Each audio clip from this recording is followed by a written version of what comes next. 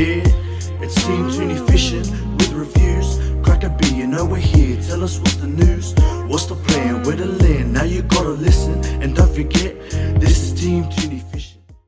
G'day, welcome back to another episode of Boat Ramp Reviews with Team Tooney Fishing. So today, we are northeast of Brisbane. We've come to the Cabbage Tree Creek State Boat Ramp. Okay, so we're just on the edge of Sandgate, and it's actually quite a good little facility here. Super quiet, a ton of parking. Let's go check it out.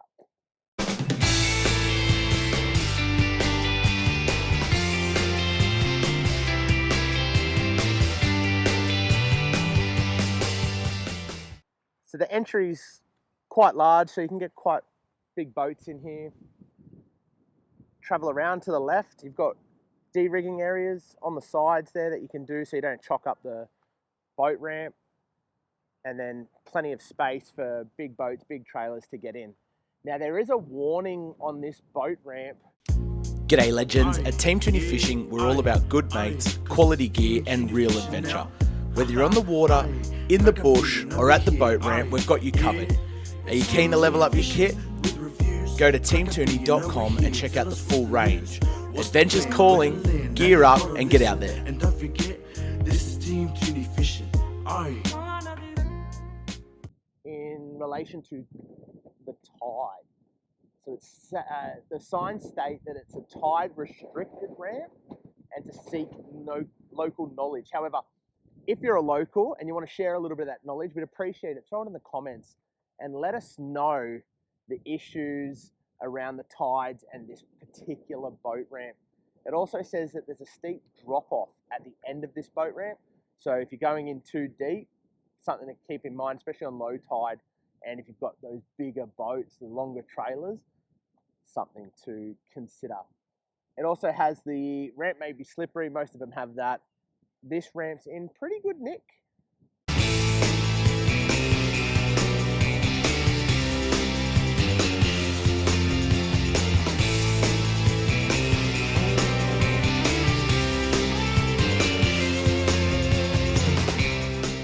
There are additional signs also that say do not proceed to boat ramp unless boat and trailer have been ready for launching. Okay, so using these de-rigging areas, prep your boat, come in here, plenty of space to line up and back it straight in.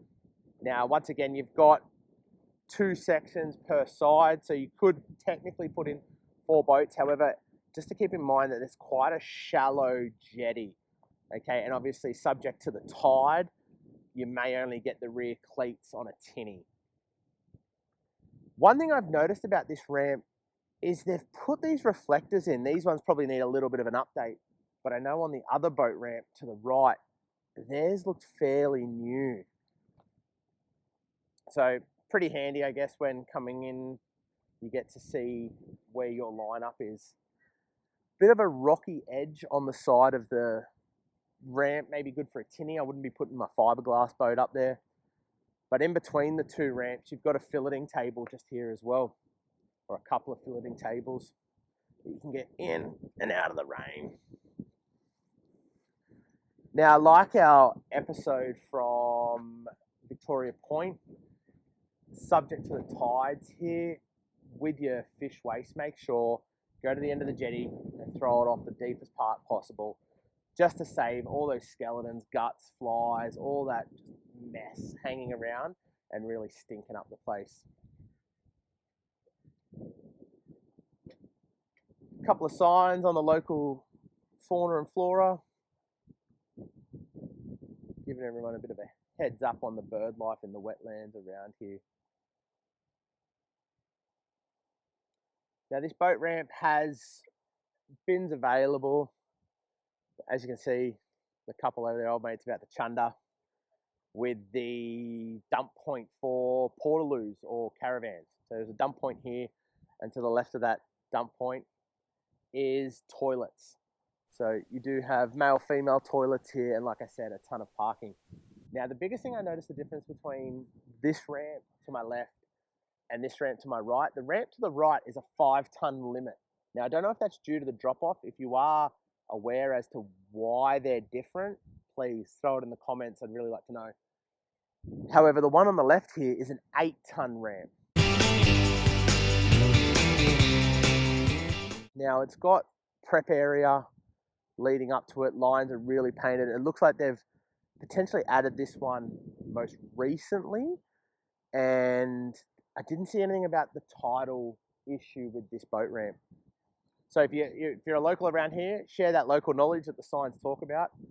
We'd all appreciate it, especially if this is somewhere where you're looking to come in and head out and have a fish. I did notice too, there are quite a lot of businesses on the side of the road heading in here, seafood businesses. Okay, so I guess if you're like some people we know, no names need to be mentioned, you know who you are. You can stop in there and get some crabs, get some seafood, go home to the missus and pretend like you caught it yourself.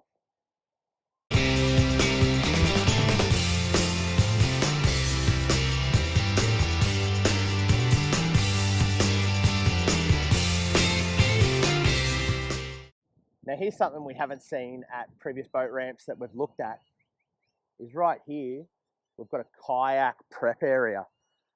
So you can put your kayak up, get whatever you got to get done, but there's also non-potable water here that you could use to wash down your kayak. So prep, de-rig, re-rig area for your kayak. Now to the left of the boat ramp, there's this gravel patch here. Now I don't know what the access is like coming in, but there's some pretty good land-based fishing spots here. Keep in mind there are boats moored along the edge. Look, people live in them, pay the respect where due, and fish plenty of distance out.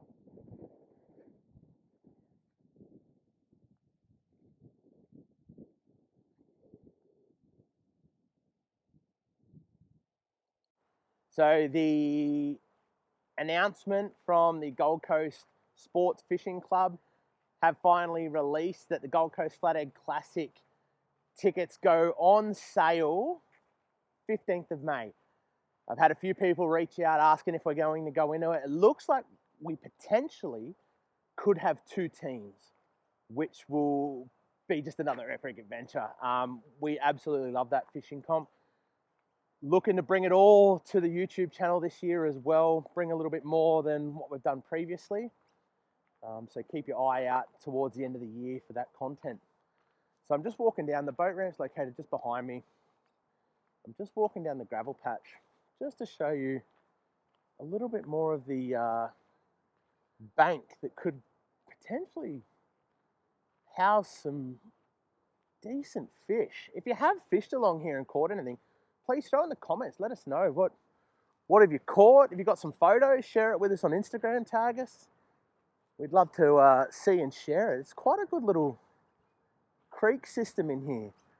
I would be interested to know how shallow it gets in the tide change, or at the lower the tide, given the boat ramp warned you that it is a tidal boat ramp.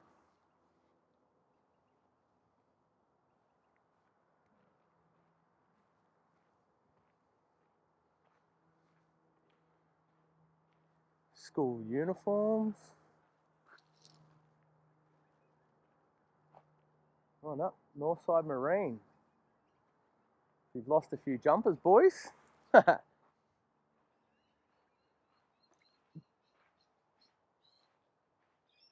Okay, so no, that kayak section we were just looking at, there's no direct access for your car for it.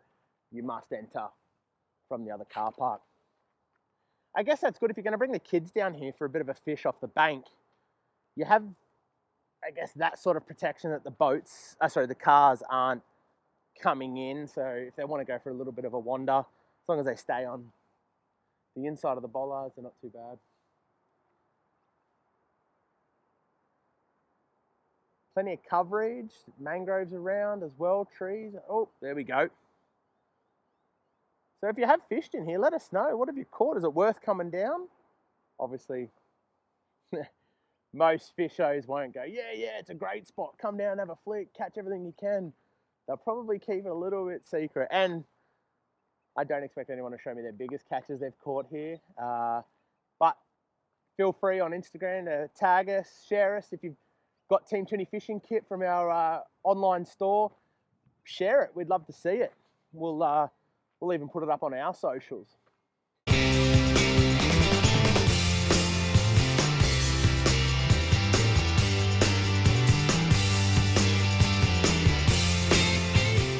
As you've seen from the drone footage, plenty of space. Now, with a ramp like this, when it's this quiet, it's also a good opportunity for those who aren't real confident in their backing up skills with a trailer or boat to come in and just pick a spot. You've got plenty of space, maybe bring some witches hats if you want to mark it out, and practice your reversing in the car park.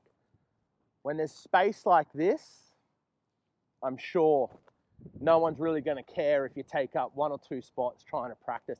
And maybe start that way. Maybe start in the middle of 2 lanes, treat it like a wide boat ramp, and build your confidence up. If you're a novice in towing as well, it's a good opportunity to come down here with lots of space to be able to practice your cornering, seeing how little or how much your trailer bites in on turns as well. The boat ramp facility here actually serves more than that one purpose of getting your boat in the water.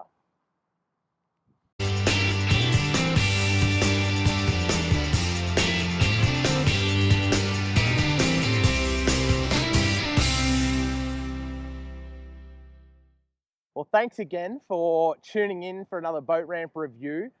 Once again, please click that like and subscribe button. It really does go a long way for us and motivates us to keep getting out there, giving you content that you guys like. If there's a boat ramp you love, let us know. If there's one you didn't like, please tell us. What did we do wrong? What could we do better? Do you have a ramp we should go to? I'm happy to take suggestions and take it on board. My aim with the channel is to really grow it and give people that one point of information that they can go to when trying to identify places to go, whether it's on holidays or whether it's around their local area. I would love to get north. I'm hoping towards the end of this year we might be able to head up towards Gladstone, Rocky. We potentially could do Townsville as well, and as far down south again, heading in towards Sydney. So we really are trying to get out as much as we can and give you guys as much information for your next trip out on the water. Like I said before, hit like, hit subscribe, share with your friends, comment. We want to hear from you. And until next time, stay safe. It's Team Tooney fishing with reviews. Crack a beer, you know we're here. Tell us what's the news, what's the plan, where to land. Now you gotta listen and don't forget.